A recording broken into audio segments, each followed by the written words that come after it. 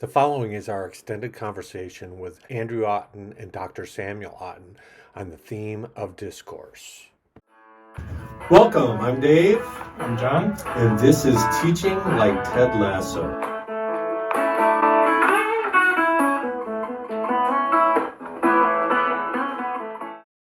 Andrew Otten is a middle school math teacher in Michigan. His brother, Dr. Samuel Otten, is an associate professor of mathematics education at the University of Missouri. Welcome. I can't tell you how excited we are. This is new. Well, I guess everything's new to our podcast, right, John? But this is brand new. We've got four of us on the same call, and two of those people, as you can see from their names, are brothers, and they're also former Grand Valley students. So why don't we take a moment and introduce yourself, gentlemen? Sam, why don't you start? Tell us a little bit about who you are. Yeah, I'm Sam Otten. Yeah, I graduated from Grand Valley with these two gentlemen as some of my professors in 2006. Then I went to Michigan State University for 6 years of various kinds of graduate school experiences. And then since 2012, so for over a decade now, I've been a math ed professor here at the University of Missouri, and I host the Math Ed podcast, and Dave and John have been guests on that podcast. Andrew, I haven't had you on there yet. I'm going to start here. I want to really have my premiere on this one. I'll be honest with you. Thank you. I am the Andrew Otten. I also went to Grand Valley. I had Dave as a professor, multiple classes. I don't know if I actually had Mr. Golden as a professor, at least one, I think one class. Yeah. But we worked together, making a math competition, and definitely worked together. Went to Grand Valley, graduated, got a job at Northview Public Schools, and I've been teaching there for now 8 years. Been in Grand Rapids since 2010 and love it. So, Andrew, have you had a chance to watch Ted Lasso? Negative. I have heard good things about it for more than a little while. The only thing I know, honestly, is that he was a football coach and now a soccer coach. I'm not sure if he got fired or what happened. And honestly, most of my knowledge is about from memes. It comes from stuff I've seen with using his face. And I'm like, okay, that must be a joke that I don't get, but it's funny. So that's all I know.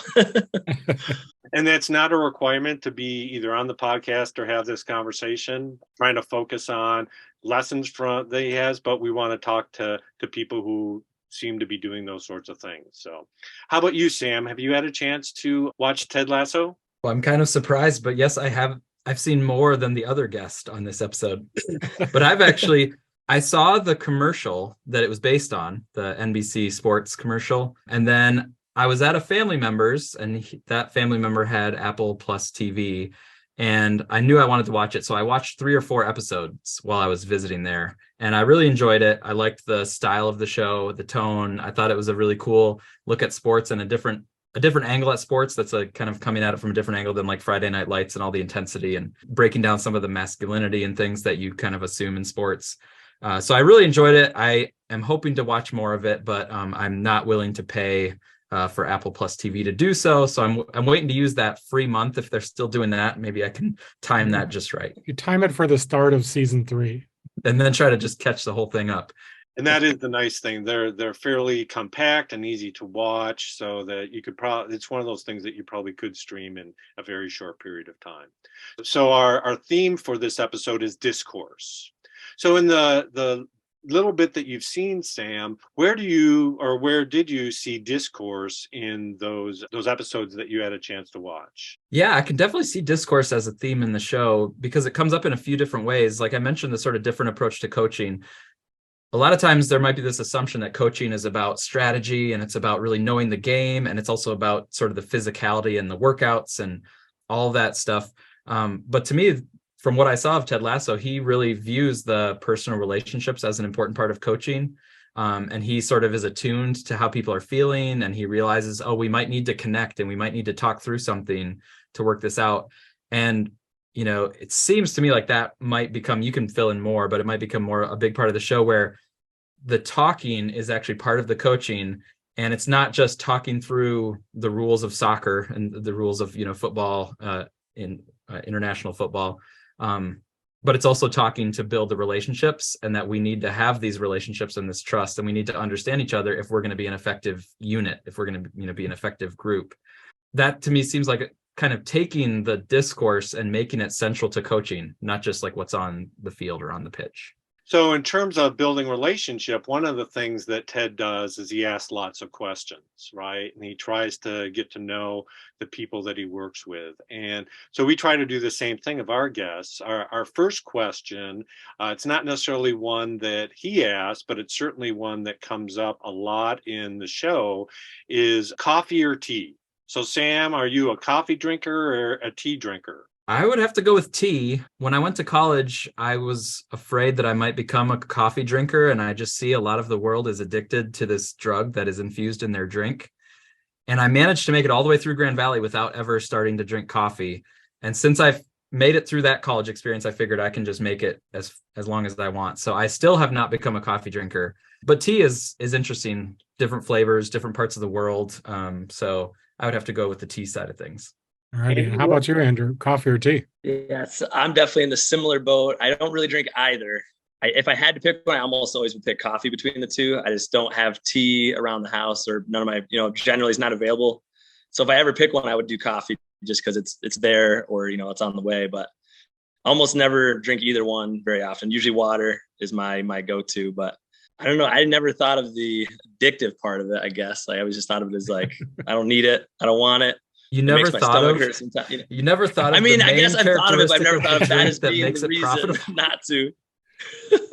Okay, well, Andrew, maybe we should ask you, and then flat water or sparkling water? Nice. Ooh, I actually like flat water way better. I don't know why. I actually love it way better. Yeah. How about you, John? Where do you come on this debate? Oh, well, I was a longtime tea drinker who then got super, super addicted to coffee. And I've stopped drinking caffeinated coffee. But I tell you, the rare occasion I'll indulge, it's hello, old friend. Yeah, it's interesting. I, much like Sam, avoided coffee for a long, long time, tried to avoid that. And then something our listeners should know is Sam, Andrew, and I are all from the Upper Peninsula. I spent one summer while I was teaching, though, up in the Upper Peninsula as a summer camp director. And during that time, it was cold and I had to wake up early, and the kids had kept me up late, and I succumbed to drinking coffee. And the thing was, it was terrible coffee, right? It was, the Camp coffee. it was camp coffee, but it was, and I have been hooked ever since. So I was wondering how that was going to come up. You cannot talk to multiple people from the UP without it coming up. Yeah. So, Andrew, maybe you could tell us kind of what does the discourse look like in your classroom? So I have about 2 years ago changed my room to be in pods of 4 instead of facing the front board, trying to cause more like natural discourse. And I start almost every day with some type of discourse about not math, just to like get them started talking. Because I feel like if it's about math, about half the kids are already going to be checked out.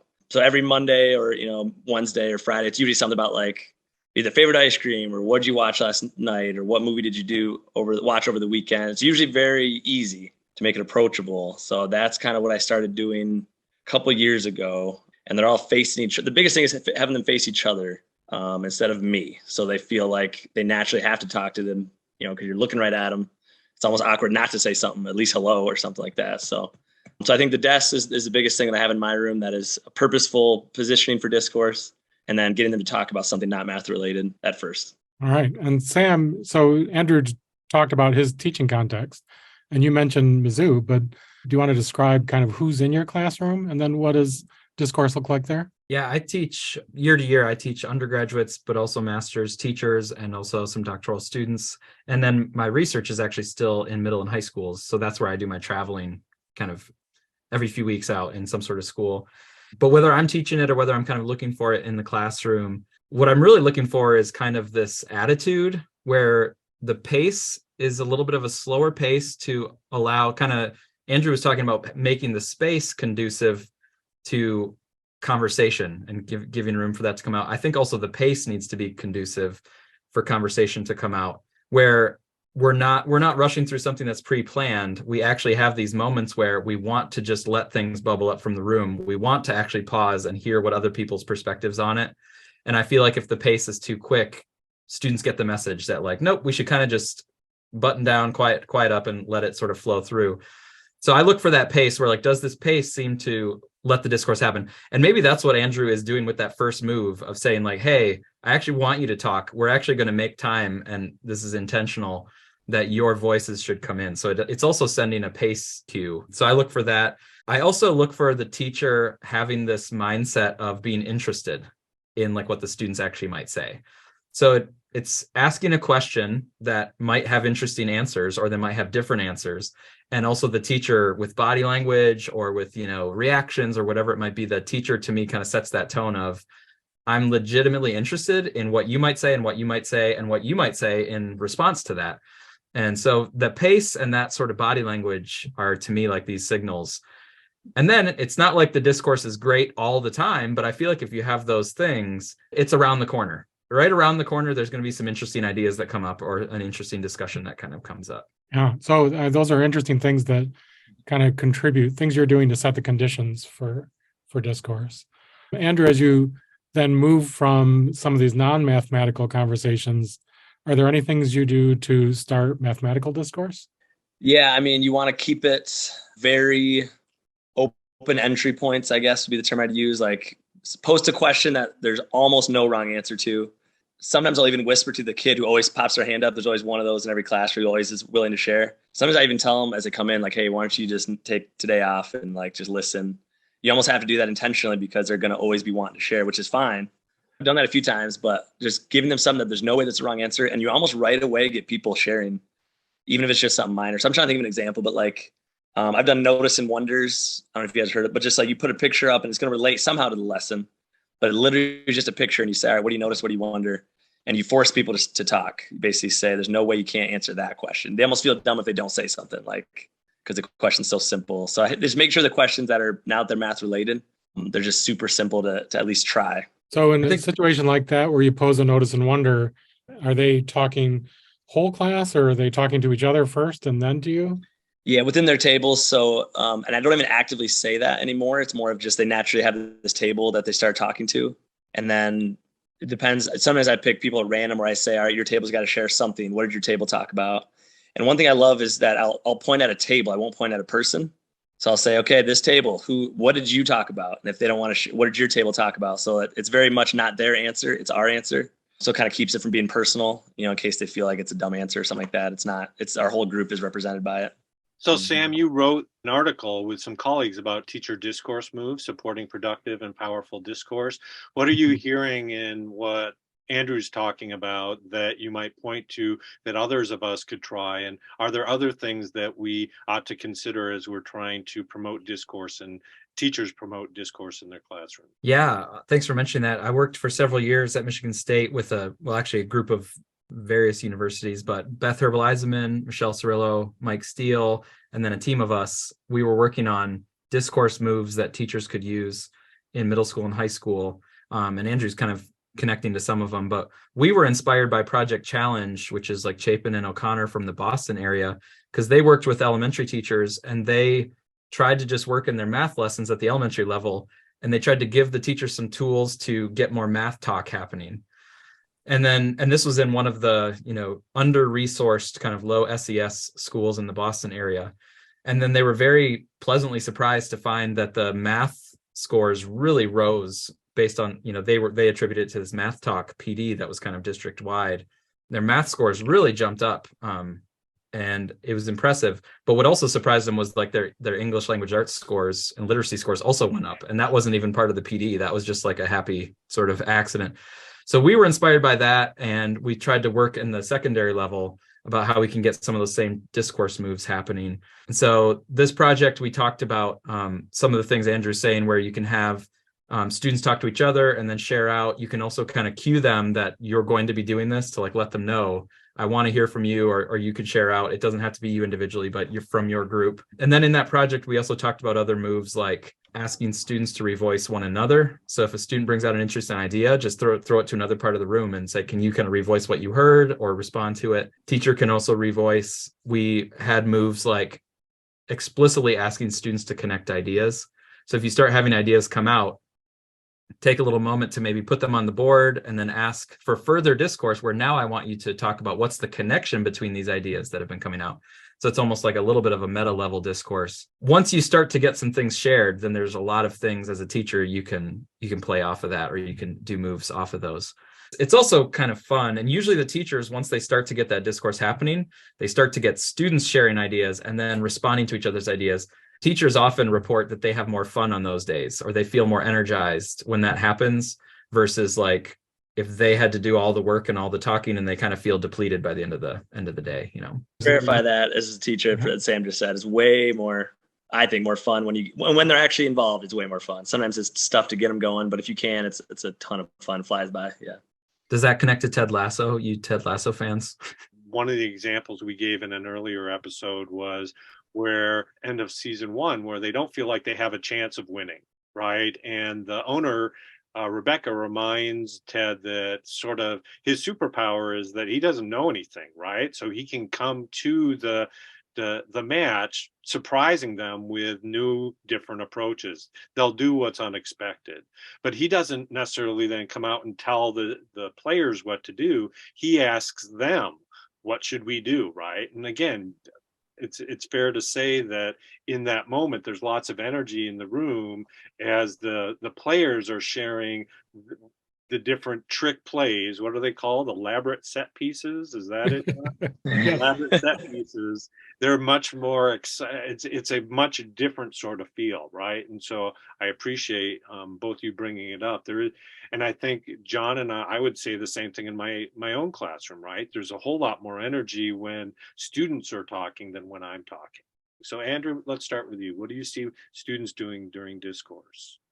So while they're discourse, I'd say, yeah, I mean, leaning in definitely. Ideally, they're not even thinking about putting a hand up. They're just basically, if they think of something, they share. They feel open to share.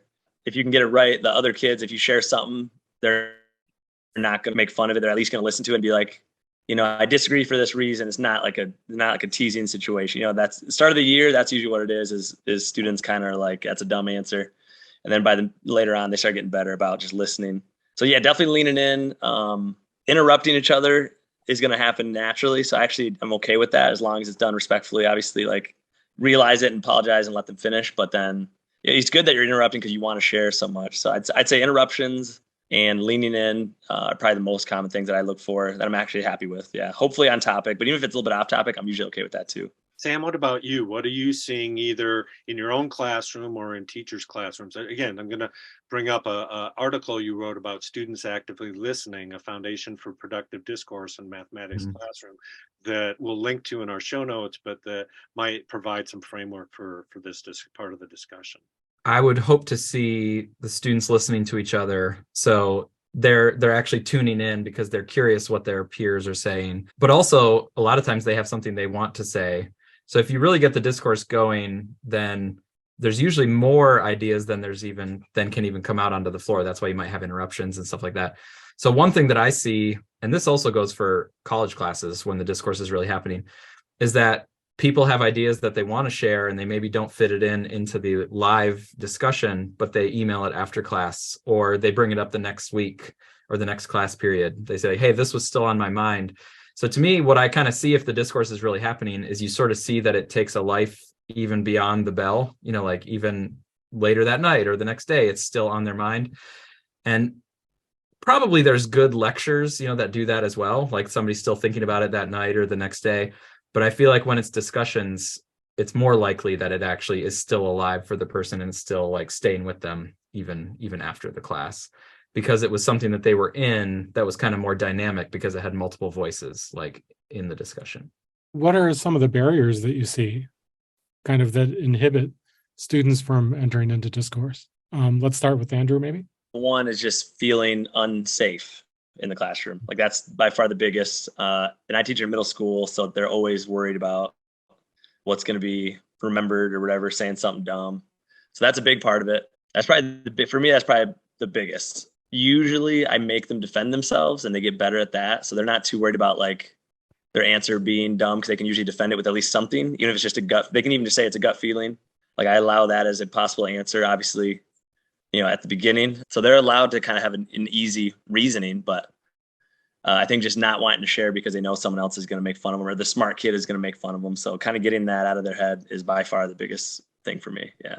Andrew, I know that it's come up in a lot of the other discussions we have when we talk about hurdles. Time seems to be one that comes up a lot. How do you make time for discourse? If you feel like that's easy, or have you had to be intentional about that as well? Yes. So about 2 years ago, we kind of redid we call them priority standards at our district. So instead of having like all this curriculum we have to get through each day, we basically have of this unit for the next 4 weeks, we have 3 like main targets that we have to get covered. So really, it cuts down on that completely. I can easily cut out a lesson if it's not a main target without feeling particularly guilty about it or anything like that. So to me, the time, I pretty much have like a 1 target per week that I focus on. So if something goes out for a day, we kind of do a little bit extra discussion for half an hour. That doesn't bother me at all anymore. But I think having that type of planning in your head is a different way that most teachers probably don't usually do it.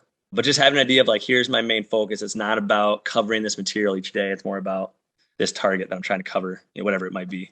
And it's usually a very broad target. So it'll take maybe 2 to 3 days to cover it well, but it's not like it's set in stone what's going on each day. Yeah. Sam, what about you? What do teachers tell you are the barriers for productive discourse? Yeah, one of them is the time that you already kind of talked about.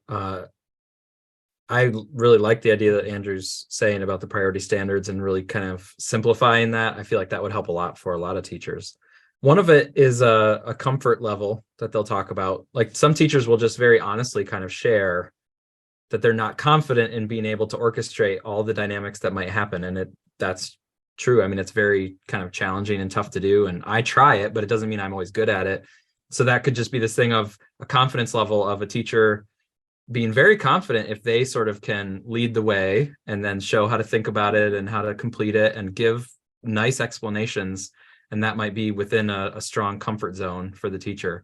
Whereas opening it up and like Andrew was saying, trying to really keep it pretty open, they might not have that same confidence level of, well, what's going to come at me and will I be able to tie it together and where I wanted it to go, or will it feel kind of stilted or something? That would be another one. And then I think curriculum materials, like some curriculum materials will have each lesson, you can kind of see like, ooh, that would be a good discussion topic. Like we could talk about that, get some different answers out, debate it. And then other curriculum materials might be like, nope, it's all written. It's all straightforward. That's what you do. That's the next thing you do. Here's some exercises. And so that's a pretty big burden for a teacher. If your curriculum material is basically laid out straightforwardly, not really in a debate centered way, that's a big ask to sort of say, no, each day or each week, you have to somehow find this big debate moment or this big discussion moment and bring it to life. Like you're almost kind of asking them to be a curriculum designer and the implementer and do everything else that they're busy with all day, all at the same time. And then you also have the student resistance. Like some students might be like, I'm not going to do all that thinking. That sounds hard. Can't you just tell me, like, tell me what you want? And sometimes maybe you do tell them a little bit, but you try to find some understanding as a community. Like in this community, we do want moments where the students are going to share their ideas or their questions and debate some things back and forth. Andrew, is there kind of building off that? Is there anything that you feel like built your confidence? Feel free to say Grand Valley if you want, but you don't have to. Was there anything that, but seriously, was there anything that you felt like built your confidence to be able to lean into this idea of discourse? Yeah, I will mention my awesome master's degree program at Mizzou was very helpful. So thank you for any of my professors that did that. Yeah, you're talking about like just generally like resources or train, like things that have helped me out. You're saying, yeah, I would say part of it is just like you don't have to have a amazing example to get kids to talk. You have to find online. Like I've come into a class and I'm just like, all right, how long do you guys think it is from Lake Michigan to Lake Huron? Like that's it. Like you don't have to have like a picture. It can just be a question that kids can somewhat, okay, it took me this many hours to drive from here to here. They can do some basic loose math to kind of get a guess. So like whatever it is, I just get them talking and give them a question that they can't, Google super easily, like stuff like that is what I've done before. So I always just feel like it doesn't have to be a big thing, just something to get them talking. And one time I think I asked them, what was the question? A kid actually wanted to ask it. So I let them because it was kind of cool to have a kid's exam. Oh, it was, is water wet? They're just debating that for the first 5 minutes. It's kind of fun. Just anything like that can get them talking. And then once you get them talking, then you'll have them, I think, more awake and more willing to talk about math. Even if it's lecture, they'll talk more if they've started the class talking. So I don't know if I have any specific resources other than just being open to grab anything and go with it. Yeah. Sam, I'm wondering, can you say, I mean, we've been kind of saying productive discourse without really being clear. So is there something, some quality that makes discourse productive, or something you look for that? Yeah. I mean, I would say getting the kids talking, that is productive in the sense of setting a tone for the class and just valuing their voice. So even if it's something where it was like, as a group, we really got into this debate, and even if there wasn't a clear math point to it, there still might have been a group point to it, or there might have been a dynamic, like we're setting a dynamic and a relationship with each other. So that's still worthwhile. But then at some point along the way, you would also hope to have some mathematically like oriented discussions. The thing that our group looked for at the MDIS group, the Beth Herbleisman, Cirillo, and Steele, was we looked for some sort of mathematical objective that even if you didn't achieve it, you at least were having some ideas that were brought out around that mathematical objective. Maybe you've kind of walked around the objective 3 different ways and you didn't quite get there. That's okay, but that's still productive if there is something you were circling, like there was something that you were starting to approach, and then maybe you'll be able to get there next.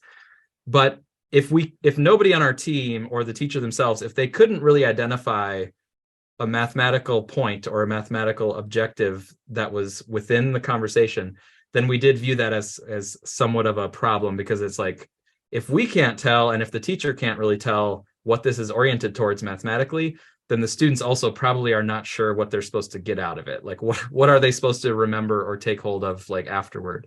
As long as there's kind of this topic that you never get too strayed away from. Not that straying is bad, because straying might just mean you're backing up to come at it from another angle. So that's okay. But, it's hard to sort of describe in the abstract, but when we're seeing the discourse happen, as long as we could identify some mathematical target that is never too far out of reach or too far out of focus, and we felt, pretty good about it. Is it fair to say that you're just looking for progress to be being made in terms of understanding? Yeah, even if you're just talking through and better understanding the wrong way to do it, that still serves a mathematical purpose, because it's like, yes, we understand through conversation, we understand why that was the wrong way to do it. And so even though it didn't get to a quote unquote like answer, that still would have been productive because we gained that understanding. And then it might be like, oh, we talked it through, we provided reasoning, we kind of debated it, and we did arrive at an answer that we justified. Then hopefully that conversation also led to like more understanding of that thing. So yeah, it's messy, and there's lots of dynamics, and that's part of what happens when you have a discourse rich classroom, is it gets a little bit messy, but a lot of times that mess is, a good kind of mess, and hopefully it's including more students' voices that would otherwise be kind of marginalized if it was not discourse rich. Yeah, to me, I would even say one thing I love about productive discourse is those students who, even if they just say the word out loud, parallel lines, like one time, I already feel like it was kind of productive, because that student may during a lecture would have spent like half asleep or not even, you know what I mean? So even to me, even productive is just them using some of the vocab themselves, or even just grappling with what does that word even mean? Because I've only seen it written and talked about. I've never said it or thought about it myself. So to me, even if it doesn't relate to the thing, that to me is at least somewhat productive. Obviously not your main goal, but it's productive in the way of the students are doing some math in their mind. Yeah. That's nice in terms of, so that it involves a particular participation piece. So Andrew brought up the idea of notice and wonder as one, maybe a resource, as he was talking about the distance from Lake Michigan to Lake Huron. That makes me think about some of the estimation 180 as a resource. Sam, are there other resources that you think of when it comes that can support teachers with discourse? Well, I will plug MDisc again with Beth Herbleisman. She's kind of the centerpiece of it. And we have some articles, we have some resources. We also have some materials that we're pretty happy to share. Having a problem that does have the open-endedness, like Andrew talked about at the beginning, Open Middle has grabbing some open-ended problems or open middle problems. 3-act tasks usually are rich enough that you can kind of talk about actually the first act, the second act, and the third act. You can kind of have discourse all along the way. Number talks is, one that has really kind of taken off, and having a kind of structure for how we can talk about math ideas and make connections across problems. And I know that's been broadened out to math talks, not just number talks. Those are a few things, but I agree actually with Andrew that it doesn't always take a lot of something really big and fancy to get the discourse happening. It's, to me, it's more of that pace, that space, and that mindset of showing the interest. And then all of a sudden you can be surprised with, oh, wow, that did become a nice little discussion there. You don't have to wait to have the perfect resource to just try to hear from your students more and then try to build on that once they do start sharing. I'll say one more resource I don't think that we said is Which One Doesn't Belong. If you've seen that, it's kind of, I'm sure people have heard it. It's really good just for discussion. Always more than one correct answer, which I love. There's like an infinite if you think about it creatively enough. And I always accept every answer as long as you have a reason, even if it's really kind of creative or something. So that's a good one too. Yeah, I'm always amazed with that, how students come up with reasons that even if it's one I've used with different groups of students, they always come up with something new. I appreciate you. I appreciate what you're doing for the profession, and it's so great. And I'm thankful that we've been able to stay connected, and I hope that all goes well for you.